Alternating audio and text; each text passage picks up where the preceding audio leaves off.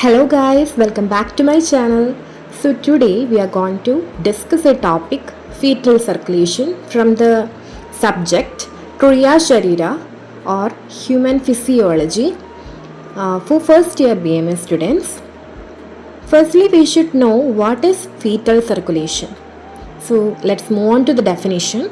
Fetal circulation is a special circulatory system in the fetus that supplies oxygen and nutrients from placenta and bypasses non-functioning lungs and the liver. Okay. So the fetal circulation is actually different, right?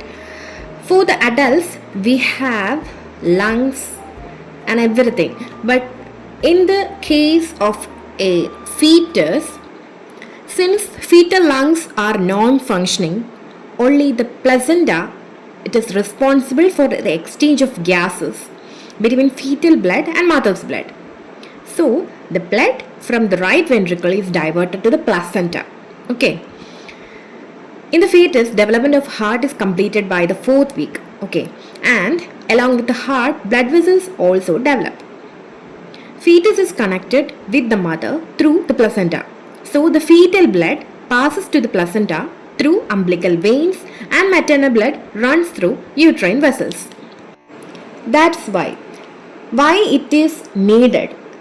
Only because fetal lungs are non-functional, oxygenation occurs only in the placenta, and there is a presence of 3 shunts to bypass lungs and liver. As the fetal lungs are non-functioning, there is no necessity of large amount of blood to be pumped. So instead, the fetal heart pumps a large quantity of blood into the placenta for the exchange of substances. From placenta, the umbilical veins collect the blood which has more oxygen and nutrients, and this umbilical vein passes through the liver. So some amount of blood is supplied to the liver from umbilical vein. Okay, then the blood is diverted from the umbilical vein into the inferior vena cava through ductus venosus. I will explain it later. So let's talk about the steps. As you can see, 80% of oxygenated blood, that is saturated oxygenated blood, from the placenta enters the fetus through umbilical vein. Okay. Then this blood passes through ductus venosus. That is the first shunt, and then directly enters the inferior vena cava.